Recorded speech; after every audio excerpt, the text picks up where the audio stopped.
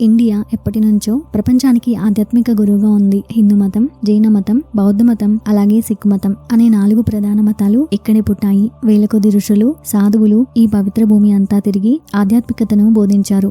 మనిషి ఎన్ని టెక్నాలజీస్ లో డెవలప్ అయినప్పటికీ, అన్ని రంగాలలోనూ కొత్త విజయాలు సాధిస్తున్న ఇతర దేశాలు మాత్రం ఇప్పటికీ కూడా మనశ్శాంతి కోసం ఇండియా వైపు వస్తున్నారు. ఒక ప్రశ్న ఏంటంటే, ఆర్థికంగా అభివృద్ధి చెందిన దేశాలు ఆధ్యాత్మికంగా ఇండియాకు ఎందుకు వస్తున్నారు? ఇండియా ప్రపంచానికి ఆధ్యాత్మికంగా గురువు కావడం కేవలం అనుకోకుండా జరిగిందా, లేక ఏమైనా కారణాలున్నాయా అని ఇంట్రెస్టింగ్ విషయాలు ఈ రోజు వీడియోలో తెలుసుకుందాం. సో వీడియోని కంప్లీట్ గా చూసి ఇలాంటి మరికొన్ని ఇంట్రెస్టింగ్ విషయాలు, కథల కోసం ఛానల్ ని ఇప్పుడే సబ్స్క్రైబ్ చేసుకోండి. అలాగే ఒక లైక్ చేయండి. ఇక గొప్ప ఋషులు మనకు ఏం చెప్తారంటే, ఇండియా యొక్క ఆధ్యాత్మిక గొప్పతనానికి ముఖ్యమైన కారణం ఈ భూమి మీద దానికున్న ప్రత్యేకమైన స్థలాకృతి. జ్యోతిష్య శాస్త్రం ప్రకారం జూపిటర్ ప్లానెట్ మరియు సూర్యుడు అనే 2 గ్రహాలు మనుషుల ఆధ్యాత్మిక అభివృద్ధికి చాలా ముఖ్యం. భారతీయుల జీవితంలో వారి ఆలోచనలను ఆధ్యాత్మికంగా మార్చడంలో ఇవి ముఖ్యమైన పాత్రను పోషిస్తాయి. పూర్వకాలంలో ఇండియా చాలా ప్రశాంతంగా, స్వచ్ఛంగా ఉండేది. ప్రకృతితో పూర్తిగా కలిసి ఉండేది. ప్రకృతి యొక్క కాలచక్రం చాలా కరెక్ట్ గా ఉండేది. ఒక సీజన్ నుండి మరొక సీజన్ కి కూడా మారడం చాలా సాఫీగా, అలాగే సమయానికి జరిగేది.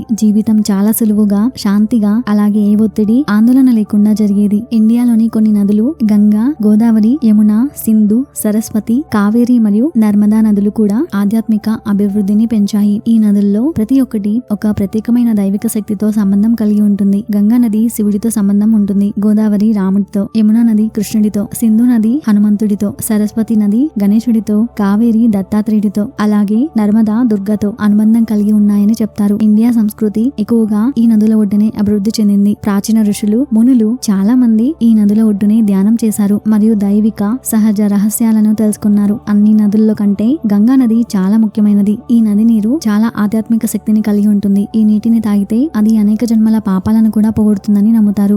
గంగా నది ఒక సహజమైన నది కాదు. సహజమైన నది అంటే ఏదో ఒక చోట పుట్టి తనంతట తానుగా ప్రవహించేది. కానీ గంగా నది విషయంలో దాని పుట్టుక సహజమైనది కాదు. అది సూర్యవంశానికి చెందిన భగీరథుడు ముందుగానే ఆలోచించి నిర్ణయించాడు. అతను రాముడి పూర్వీకుల్లో ఒకడు. ఇక పురాణాల ప్రకారం భగీరథుడు తన మేనమామల ఆత్మలను శాంతింపజేయడానికి, గంగను స్వర్గం నుండి భూమికి తీసుకురావడానికి తీవ్రమైన తపస్సు చేశాడు. వారి బూడిద మీద గంగ ప్రవహించాలని అనుకుంటాడు. దాని మూలాలు కూడా పవిత్రంగా ఉండాలని ఒక స్థలం కోసం వెతుకుతాడు. అతని తండ్రి దిలీపుడు, తాత సగరుడు కూడా చాలా ప్రయత్నం చేస్తారు, కానీ అందులో విఫలమవుతారు. హిమాలయాల్లోని గంగోత్రి హిమానీ నదంలోని గోముఖ్ వద్ద గంగా పుట్టిందని తెలుసుకున్న తర్వాత భగీరథుడు గంగా నది ప్రవహించే మార్గాన్ని నిర్ణయించాడు. అలా తన పూర్వీకులైన సగర చక్రవర్తి యొక్క 60,000 మంది కుమారుల బూడిదను శుద్ధి చేశాడు. వారిని కపిలముని ప్రస్తుత బే ఆఫ్ బెంగాల్ లో ఉన్న గంగా సాగర్ దగ్గర బూడిదగా మార్చాడు. ఈ కథ నుండి స్పష్టంగా తెలుస్తుంది, గంగను భూమి మీదకు తీసుకురావడానికి ముఖ్య ఉద్దేశం కేవలం మతపరమైనది, ఆధ్యాత్మికమైనది. అంతేకాకుండా ఈ నది భారతదేశ సామాజిక,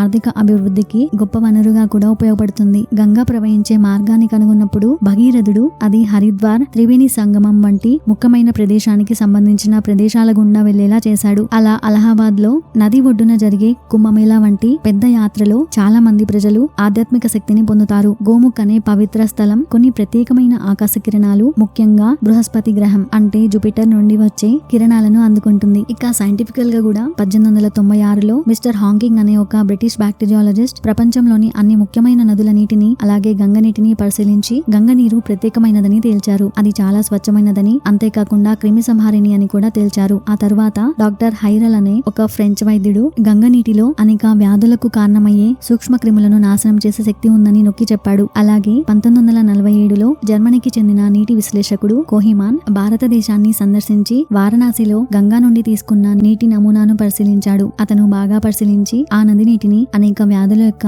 క్రిములు, బ్యాక్టీరియాలను చంపే ప్రత్యేకమైన గొప్ప శక్తి ఉందని నిర్ధారించాడు. ఈ కారణాల వల్లనే హిందువులు తమ చనిపోయిన వారి బూడిదను గంగలో కలుపుతారు మరియు ఆ పవిత్ర నీటిలో మునగడం వల్ల వారి పాపాలు పోతాయని నమ్ముతారు. అలాగే ఈ భూమిలో ప్రతి చెట్టు కూడా ఎన్నో ప్రయోజనాలను కలిగి ఉంటుంది. అలాగే స్పిరిచువల్ శక్తిని కూడా ఇస్తాయి. వాటిలో కొన్ని ముఖ్యంగా వాడేవి తులసి, వేప, రావి చెట్టు. ఆధ్యాత్మికంగా తులసిని లక్ష్మీదేవి స్వరూపంగా భావిస్తారు. ఇది సానుకూల శక్తిని మరియు స్వచ్ఛతను కలిగిస్తుందని నమ్ముతారు. తులసి మొక్క ఉన్న ప్రదేశం పవిత్రంగా ఉంటుందని భావిస్తారు. అలాగే ఇది అనేక ఔషధ గుణాలను కలిగి ఉంటాయి. ఇది జలుబు, దగ్గు మరియు శ్వాసకోశ సమస్యలకు మంచి నివారణగా పనిచేస్తుంది. రోగనిరోధక శక్తిని పెంచడానికి, ఒత్తిడిని తగ్గించడానికి మరియు చర్మాన్ని ఆరోగ్యంగా ఉంచడానికి కూడా ఇది ఉపయోగిస్తారు. ఇక వేప చెట్టు ఆకులు, బెరడు మరియు నూనె అనేక రకాల ఆరోగ్య సమస్యలకు చికిత్స చేయడానికి ఉపయోగిస్తారు. ఇది యాంటీ బ్యాక్టీరియల్, యాంటీ ఫంగల్ మరియు యాంటీ వైరల్ వైరల్ లక్షణాలు కలిగి ఉంటుంది. చర్మ వ్యాధులు, గాయాలు మరియు ఇన్ఫెక్షన్లను నయం చేయడానికి ఇది చాలా పనిచేస్తుంది. వేప పుల్లలతో పళ్ళు తోముకోవడం వల్ల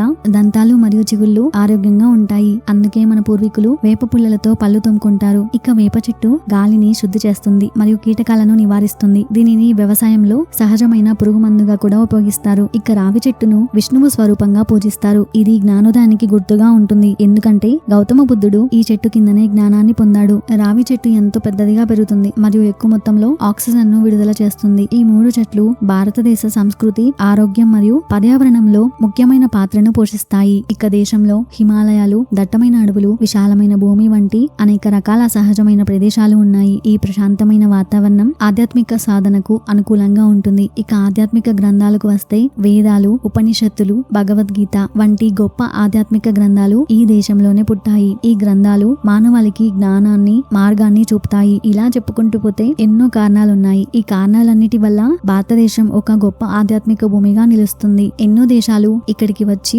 ఆధ్యాత్మిక జ్ఞానాన్ని, శాంతిని, అలాగే స్పిరిచువల్ పవర్ ని ఇప్పటికీ పొందుతున్నారు.